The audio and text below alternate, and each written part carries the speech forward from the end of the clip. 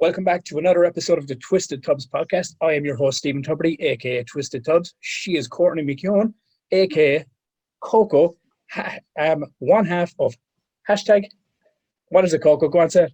Hashtag Teamed Friend.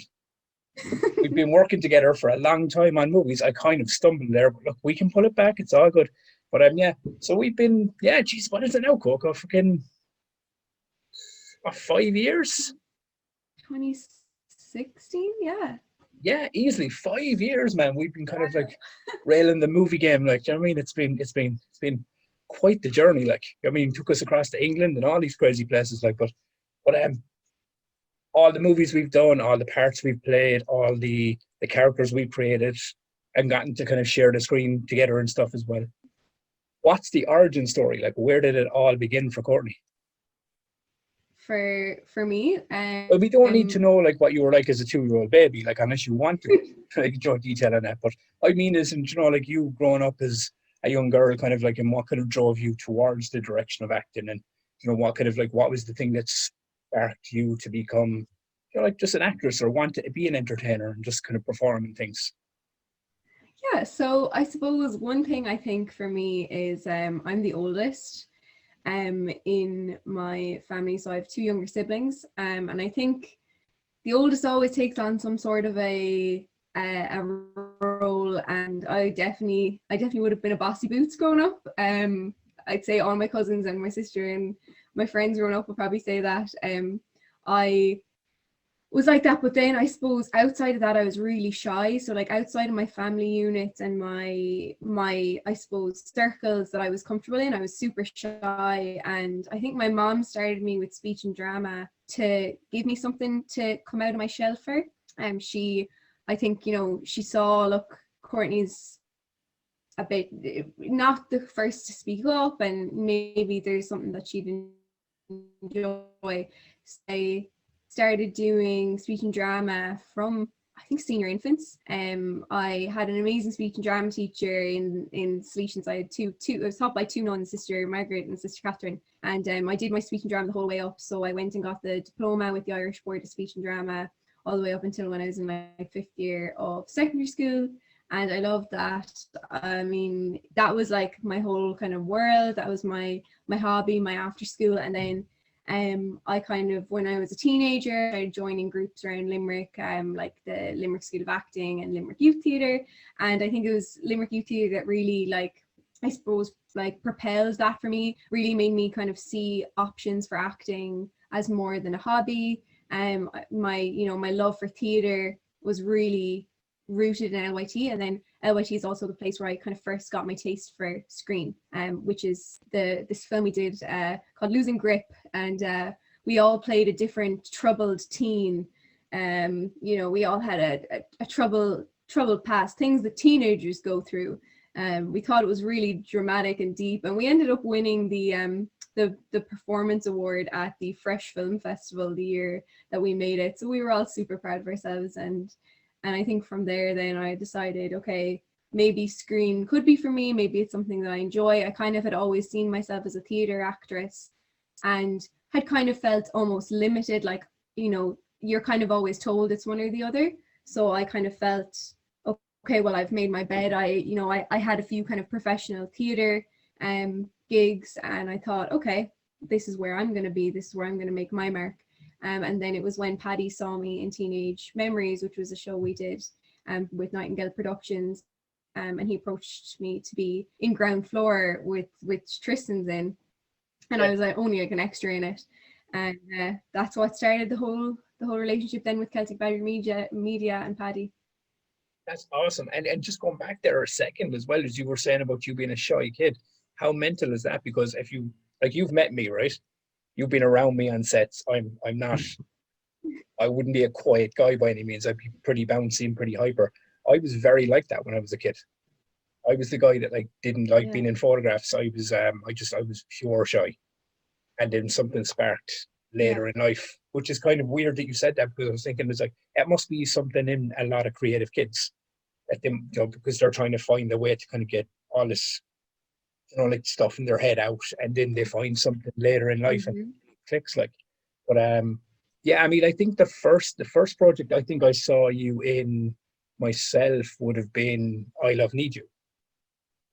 But Yeah. I obviously, because we're friends and I wanted to have questions for you, I wanted to ask you things, Um, I realized you've actually wrote a short movie as well, haven't you?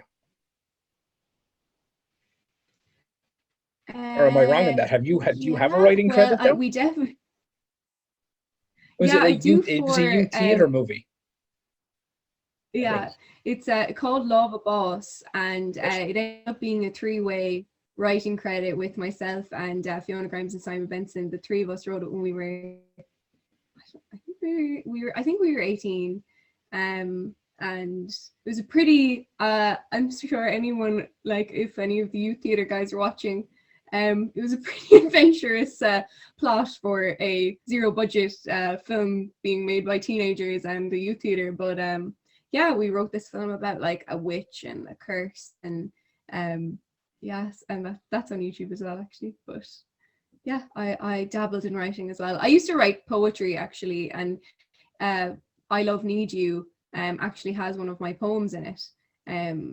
But I haven't written in a while. No, but I mean, I wanted to ask you that solely because like I was just literally looking you up IMDb to kind of see could I like I was like I because obviously I know all the stuff you've done, but I wanted to kind of say is there stuff I haven't heard of, and then that one popped up and I was like, huh, okay, she's a writing credit on this one. That's really cool. So you're not just the actress, you also have dabbled, but you've done that on other movies as well outside of acting. You've done like on Savior, I know you cameoed in that, but you had a big part in that whole process as well. You know what I mean? You were Yeah, very much attached to the backing track, if you will, on that that process. So you've kind of been mhm, involved, kind of like myself. If there's no yeah, role to play, and that was what I loved about Celtic Badger as well. Is the same thing is that it was very much that thing of all right, there's no roles for you in this one, but will you hold a lamp? Will you do BTS camp? Will you come on and help with makeup? And everyone was like, yeah, let's do it because it kind of was like a learning process for everyone. Kind of got to yeah. get your hands wet and kind of all these different kind of like pieces of filmmaking. But yeah, so like I think the next question I'm going to ask you is because I mean I know like it hit me kind of pretty hard was, and I know you're very creative. Um, but how did you find dealing with creativity? I know you were working like your regular job and things like that, and um, as well throughout the pandemic. But how did you deal with like creativity during like the pandemic, like the whole way through Yeah. 2020 and now like lockdowns and all that? Did you find that hard? Did that affect you in any way? I think one thing that it showed me, um, first of all, I suppose going back and to you as well, like I kind of felt like that shy kid again. It comes back to that thing. Like I found when we first went into lockdown, it felt like strangely natural for me in terms of not having to see people. Like this kind of introvert in me that was like really, really relieved, like, oh, I all of these responsibilities, these social responsibilities that I have, because I was leading like I was working my 9 to 5, going to the gym 3 times a week, trying to get all my friends into the weekends. And I realized how exhausted I was, and and I'd actually realized, I hadn't been being creative as well, because I was really focused on my career, and I was focused on, maintaining all these friendships and juggling all these things, and that I wasn't really exploring creativity. Now I do play, I was playing D&D, which I think, as a yeah, as an actor or actress, like it's a great way to explore that, and it's a fun acting challenge, and I had great fun with that. But then, once pandemic hit, we weren't meeting up to play, and like you said, like, I kind of felt like I was going back into myself, and I started to reflect on, okay, where are my creative vices, and what are things I enjoy. And I think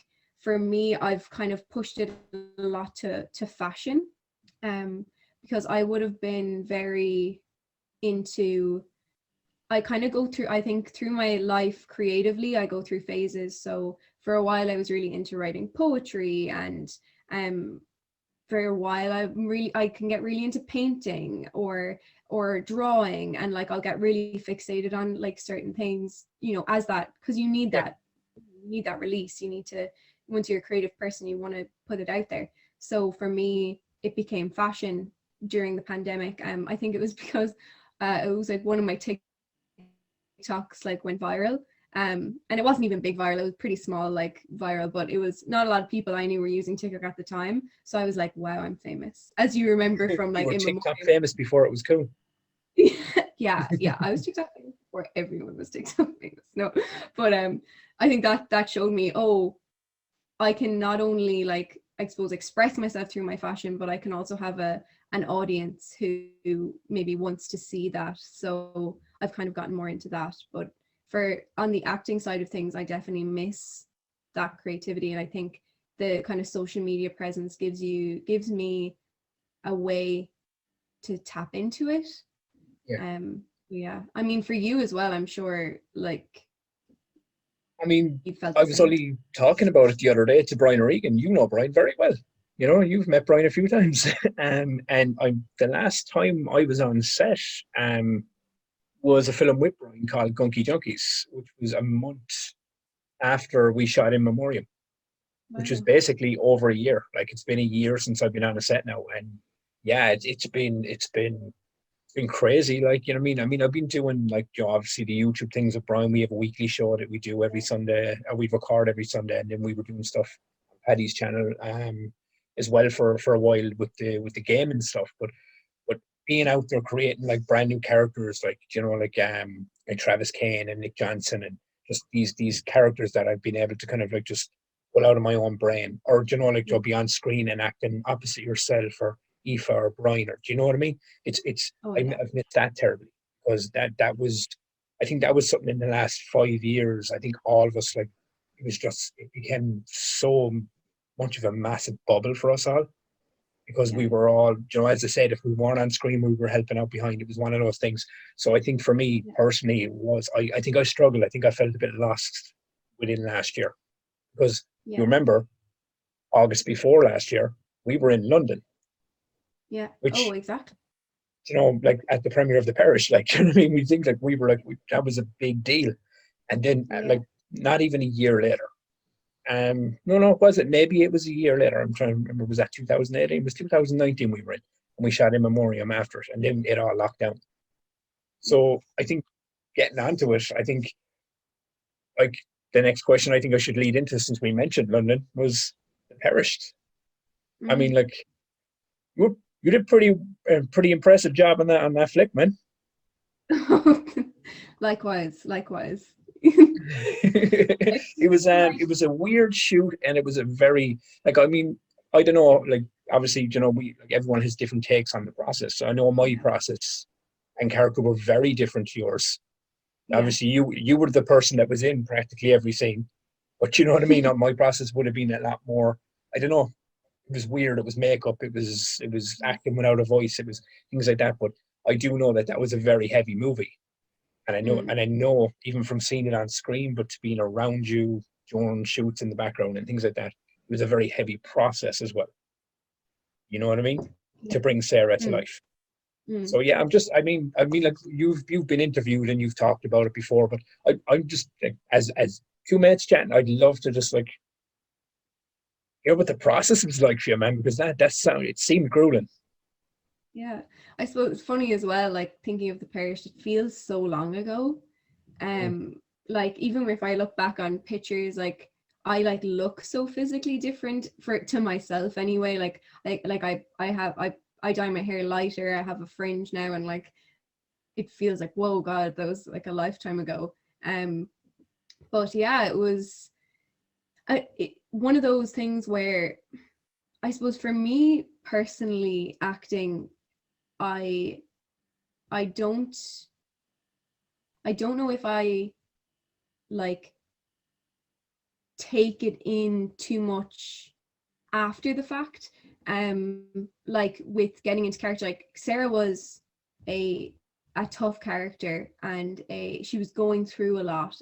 But for me, she was also really relatable. You know, I was playing a girl my age. There was only certain things about her life, like she was experiencing things that I hadn't experienced, but it was, you know, it's so close to what could have been my life, or could be anyone, you know, any girl's life, that it was easy to put myself in her shoes in a lot of places. And like, she had a lot of different situations. Like, I don't have bad parents. I mean, you know, my mom and dad, like, you know, Ken, like, I don't have a bad family situation.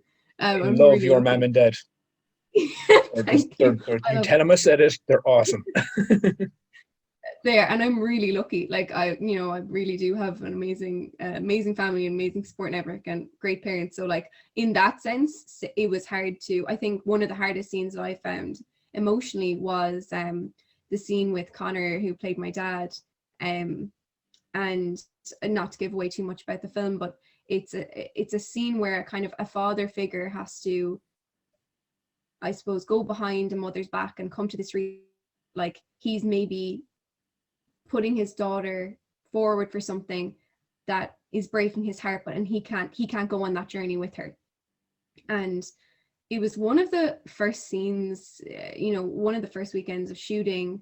I think it was the first shoot that we had for the Perished, and it kind of just propelled me into Sarah's character, because, you know, nothing for me was easier to pull on than like a loving father-daughter relationship.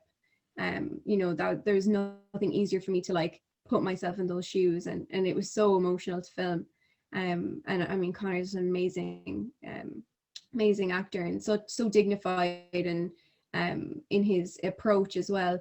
So it made it easy to film that. And then as the process went on, I think the hardest part about filming the Parish for Sarah, I think, or like for playing Sarah, was just how many emotions that like she needed to be going through without really having that many outbursts, or that many like outward emotional moments. And I remember, I think I spoke to another actress about this, like that internal struggle, and you want the audience to see it, but you don't want to be obvious. And I think that's something that Paddy was great for with Sarah, you know, telling me when it needed to be pulled back, and telling me when it needed to be pulled forward, where, you know, I know what you're doing here, but let's build it up a bit. Let's get the camera to see that. I think she was a real masterclass.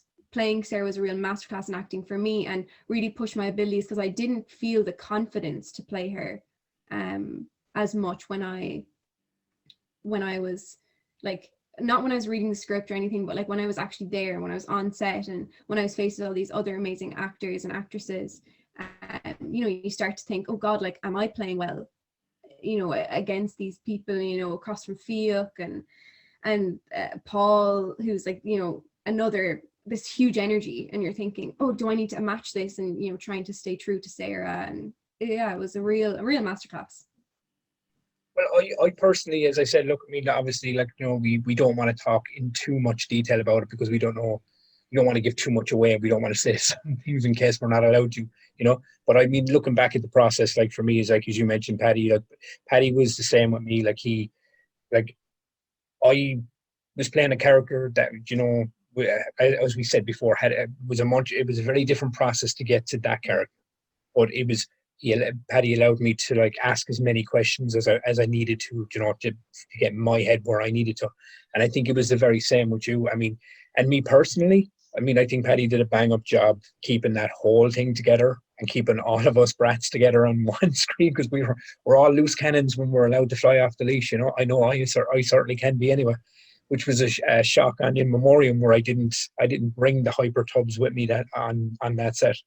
That was one weird one for me. That was like, I was like the way you were saying about Sarah, I found in Memoriam, not to give too much away, obviously, because, you know, that's another one. But it was very much that process. I knew I had to attack that with a very different mindset, and come with a very different energy. So I totally get what you're saying about Sarah. Mhm. And I have to say it was great for me because I remember we worked on the Three Dons, and I loved your character in it because you had a movie that had, like, they were all filth. Now, when your character was no better, she was still filth in her own right, but not in a dirty way, but in that whole, like, they were all scumbags in that whole, crazy way. But we were all utter filth. There was no redeeming qualities in any of us, like. But I loved that out of all those, like, scumbags and just like, completely utterly tarnished, dirty characters, you had this, like, well-spoken demeanor of, like, proper delivered English, and everyone else just, like, you needed a dictionary or a fucking subtext to understand what we were saying happened, which is, like, it just, and I thought it was a nice thing. But it's not to give spoilers, because I feel we have to give spoilers and everything, and just but to see, there's one scene in it where you show massive emotional range. I think you know the one I'm on about. Yeah, I think so, you yeah. you know the scene. Anyone that wants to check out the Three Dons, go see it. All right, but it's that scene, and I remember, I think I even said it to you afterwards. I said I was so impressed with you in that, just that scene alone. So I knew when you came on to play this, I knew, and I think I said it to you in London. I think I was so proud of you because it was just seeing how it turned out. It was like, it's like seeing one of your family members, do something really, Yeah. really well. Like, oh, I'm so proud of them. That's really cool. And that's how it was. It was really kind of one of those moments for me. As another actor, just seeing kind of, one of your actor friends, or just, one of your peers kind of just there, kind of going like, they nailed that. And you most certainly did. Which has been fantastic, because we have been on set quite a few times together. You know what I mean? And quite a few, like, short films and big movies. Yeah. So it's, which, as I mentioned at the start, anyway, it was that hashtag Team Framed came back to the Framed film, which was the first one we ever did. Which I actually only, like, literally had a Facebook memory pop up about it the other day. Going to Screenvention, I was going, my God, that was 6 years ago. No, it was I know. 5 years ago. That was 5 years ago. Like, that's mental that we were back in that warehouse. Like, and do you remember? Like, do you remember that process? Like, you have to remember the screen, or the frame process. Like, Yeah. what was that like for you? I know it was cold for me, but I had, like, a jacket on and things. But, like, what was the? Talk me through the process for you, because I know that must have sucked. I think it's such a funny one, because I feel like in my Celtic Badger media, I suppose, career, or like appearances, like I always end up like in one situation where I just have to be cold. Like, it's just you're gonna be cold in this situation. You're just gonna have to deal with it. And I'm like, cool, I mean, we both experienced night shoots, and being outdoors when it's like piss and rain, it's horrible. Like, there's always something with filming, but I think that the frame shoot brought it up to a new level. So, like, for any listeners who don't know Framed, it's available on the Celtic Badger Media YouTube. But it was a film that we we filmed in a warehouse in January of 2016. And I'm pretty sure it was like -1, -2 when we started filming, and we started filming at like 10 o'clock. And I don't think we wrapped until like 2 or 3 in the morning. And my character was wearing just a white slip dress. So it was cold. And it was intense. There was a lot of funny moments from that set as well. So, like, I have my hot water bottle now. I had a hot water bottle like this on set, and except it was a fox, and so it was like really obvious. So obviously I couldn't have it in any of the scenes. But a few times I was like standing in the background with it, like with a coat on, just like hovering, and people would be like, "Whoa, I could only see the fox!" Like, you're just in the background. And I was actually going to ask you that about the fox, because I do remember. I remember the fox water bottle, and you brought that to set with you a few times to other movies as well, didn't you? Like, do you still have Yeah. that? Is that still something you keep and bring to future sets, if you're going to do that? I think Yeah, I think actually what? yeah, I have the fox at my home house, and then I have the owl at this house. And I'm pretty sure I brought the owl to the parish. Um, I had it around with me, mostly at night when we were staying in that the parochial home. But yeah, hot water bottles are a must. You can't be walking around without a hot water bottle on set. And to be fair, Courtney, like in that parochial house in the parish, it was a pretty big house. But my God, was that fucking cold, especially when the night kicked in. It was as you said, it must be something about us Badgers, man, in general. The whole collective group. Anytime someone writes a movie or someone's going to shoot this movie, when are we shooting it? In the middle of like winter, it's all outside. Lovely. Like, I mean, I think, if you remember, The World as I See It, we shot that in January as well, and our opening scene in that movie, like the scene myself and you were in, is next to the fucking, sorry, excuse me, the boardwalk, by the river. And I remember, looking back at it, you can actually see the cold, the cold breath coming out of my mouth and everything from the cold of that. Same in Friend. But that was one as well that I loved. I loved the interaction with me and yourself in The World as I See It, because it was one of those, and I've always said it. When you write something in your head, you write it.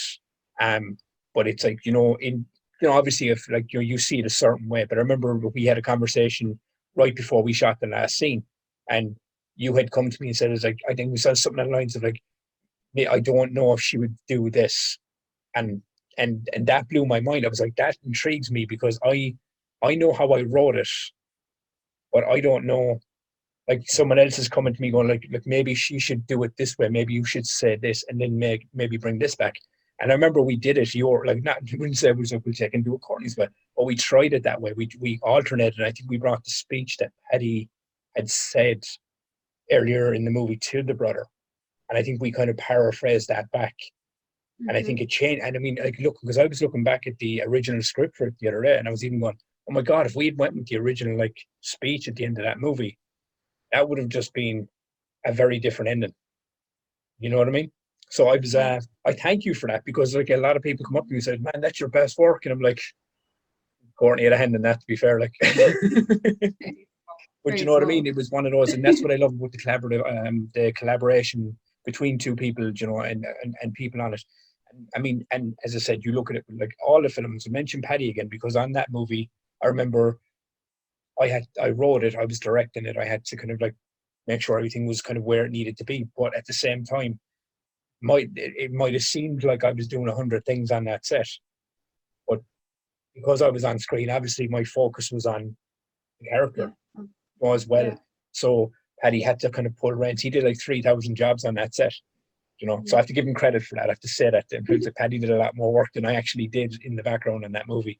But but it was brilliant. It was so cool, because as I said, it's just, when I knew you were coming on, I was kind of looking over at the old stuff, and I was going, oh man, Framed, and like World to See It, Three Dawns, Perished, In Memoriam, do you know what I mean? All this, it's like we've done some really cool stuff, And I think we've earned that hashtag Team Framed. I think we've earned that. That's become our thing.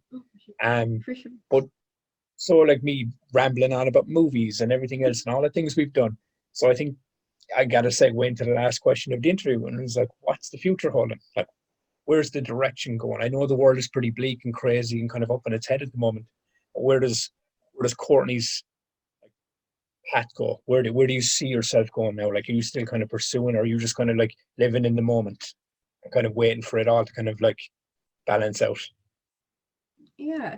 I think it's an interesting one. I definitely like came to a point during the summer in my like things in my professional career in terms of like a workspace were changing, and I was thinking, you know what, like this is kind of a good chance to maybe say, fuck it, I'm gonna try the acting again. And I had some like interesting auditions for different things,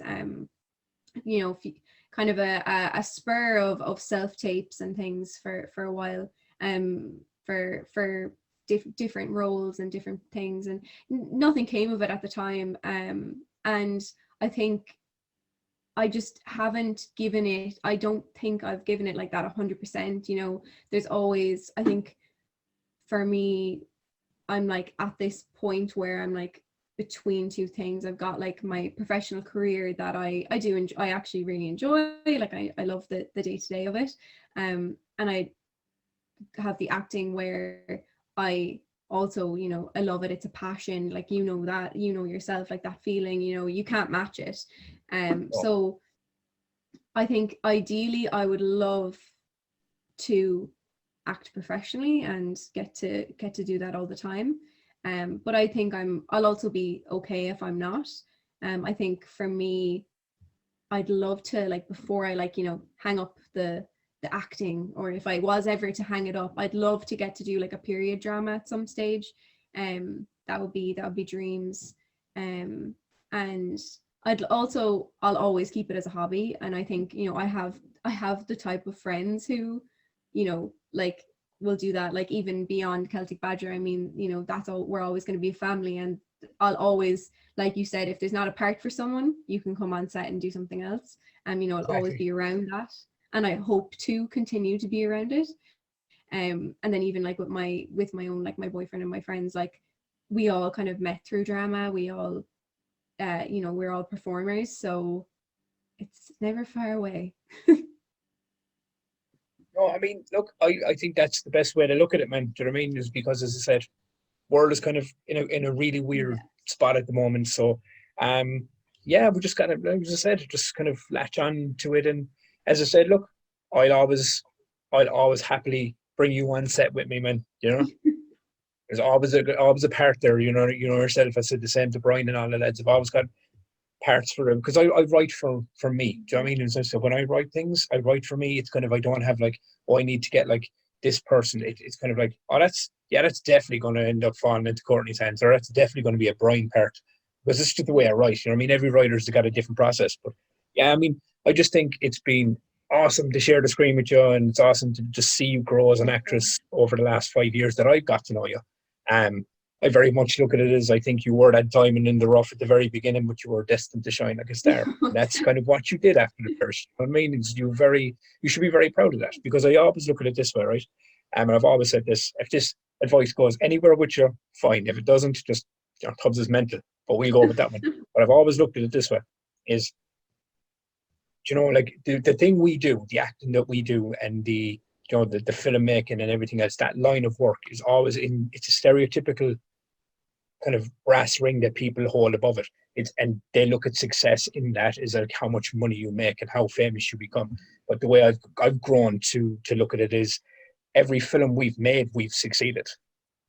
Yeah. So we've succeeded in our craft dozens of times over. Do you know what I mean? And that's what kind of keeps, I think that's what keeps me going, is I'm kind of going, I've succeeded so much in such a short span of time with the amount of characters we've, not just me, you, Brian, everyone, do you know what I mean, that has been involved or does this anyway, this craft. You succeed every time you create something new. And that's kind of the way I've become to look at it, because, do you know what I mean? It's a hard business, and if you were in it for just the paycheck, then 9 times out of 10 you're going to be very upset all the time, you know. So it's I think it's the mindset needs to be just, it needs, you know yourself, it's the craft, it's the art. You love it because, you know, you love to create characters like Sarah and things like that, you know. I mean, and I loved what you said about your period piece, and you want to do like a period piece drama before you ever hang up the boots. Like, I'm at the opposite side. I want to play the Joker, man. I want to play a psychological nutcase. That's where I want to go, like, you know, or a Rick Grimes. Grow the beard out down to here. It's all good. But Courtney, it has been absolutely fantastic having you on tonight. I'm so happy you came on, because look, it's been ages since I spoke to you. It's been ages since I spoke to anyone really outside of the four windows of my screen. But no, but I mean, definitely. And look, anytime you want to come back on this show and just ramble about anything, movies, anything, just, you know, just throw me a message, and we'll sort it out and we'll come back on. But yeah, so do you want to have any parting words for your audience? Yeah, just can't think of anything. Just if you're interested in fashion, you can follow me on Instagram, Courtney Nice One, and I'm also on TikTok. So yeah. What's your TikTok name? I think it's also Courtney Nice One. Right. So if you want to check out Courtney's stuff, just watch this video, get the names. I'll actually link them in the bottom. I'll get them off Courtney and put them below. But yeah, look, it's been a fantastic interview. I've really enjoyed speaking to you and catching up with you. But as we say at the end of every show, I've been TwistedTubz. She has been #team friend Coco. This is the TwistedTubz podcast. We have had a blast. I'm sure Courtney will be back again. But until then, we'll see you again really, really soon.